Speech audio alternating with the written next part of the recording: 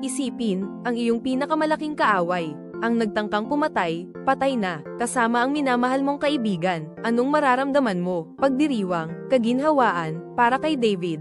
Iba, nang dumating ang balita ng pagkamatay ni Haring Saul at Prinsipe Jonathan, hindi siya nagalak, sa halip, kalungkutan ng bumalot. Bakit? Ito ang misteryo ng pag-ibig na hihimayin natin. Aral sa tunay na pamumuno, hindi naghiganti si David. Sa halip, nagpakita siya ng puso ng habag, pag-ibig mula sa Diyos, nagluksa siya para kay Saul, ang hari na nagpahirap, nagpahayag siya ng panaghoy, awit ng kalungkutan para kay Saul at Jonathan. Ang ikalawang Samuel Kapitulo 1, 17 ay nagsasaad, nagsalaysay si David ng panaghoy na ito tungkol kay Saul at kay Jonathan na kanyang anak.